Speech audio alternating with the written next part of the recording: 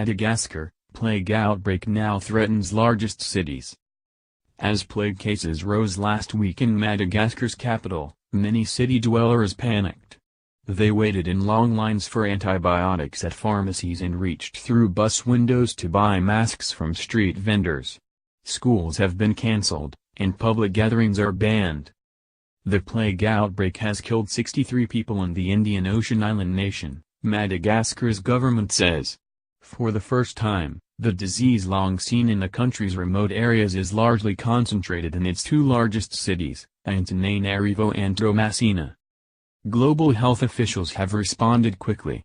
The World Health Organization, criticized for its slow response to the 2014 Ebola epidemic in West Africa, has released $1.5 million and sent plague specialists and epidemiologists. The Red Cross is sending its first-ever plague treatment center to Madagascar. On Wednesday, Madagascar's Minister of Public Health rallied doctors and paramedics in a packed auditorium at the country's main hospital, saying they're not allowed to go on vacation. "Let's be strong, because it's only us. We're at the front, like the military," Mamilale Shanaandriamainarivo said. The outbreak could continue until the end of infection season in April, experts warn. Madagascar has about 400 plague cases per year, or more than half of the world's total, according to a 2016 World Health Organization report. Usually, they are cases of bubonic plague in the rural highlands. Bubonic plague is carried by rats and spread to humans through flea bites. It is fatal about half the time, if untreated.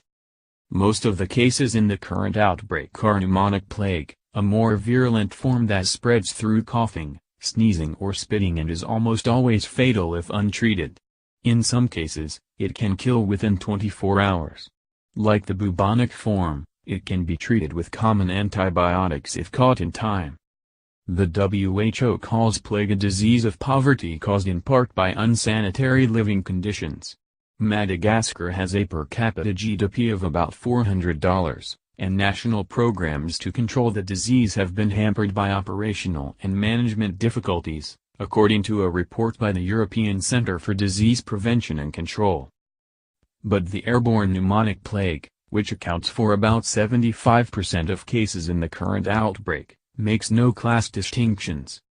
Normally, the people who catch the plague are dirty people who live in poor areas, but in this case we find the well-to-do, the directors, the professors, people in every place in society, catching the disease, said Dr. Manitrawerkato Arivoni, Madagascar's Director of Health Promotion. The current outbreak began in August, earlier than usual, when a 31-year-old man who had spent time in a village in the Central Highlands, Unkazobi, traveled by bush taxi to the east coast, unaware that he had the plague. He died en route and was buried without any safety precautions in Toamasina. 4 people in contact with him also died. Residents of the capital began to relax in recent days amid the global response to the outbreak, but the disease remains a serious threat with a number of new cases per day remaining steady. Madagascar has fought the disease for more than a century. It was introduced to the island in 1898 when steamships from India brought rats infected with the bacteria that causes the disease. The plague nearly disappeared from Madagascar for 60 years, starting in 1930, but re-emerged in recent decades. The black rats that carry the disease in the highlands have gradually developed resistance to it.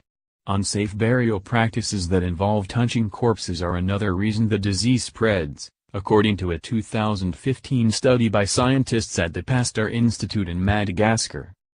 The outbreak has alarmed neighboring countries. A 34-year-old man in another Indian Ocean island nation, the Seychelles, contracted the pneumonic plague while in Madagascar. He was treated in his own country and no longer has symptoms.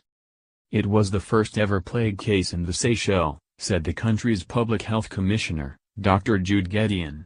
Another Seychellos, a 49-year-old basketball coach, died of the plague last month while in Antananarivo for a tournament. Seychelles authorities have established a plague isolation ward and announced that schools will be closed through Tuesday. Foreign travelers who have recently visited Madagascar are not being allowed into the country.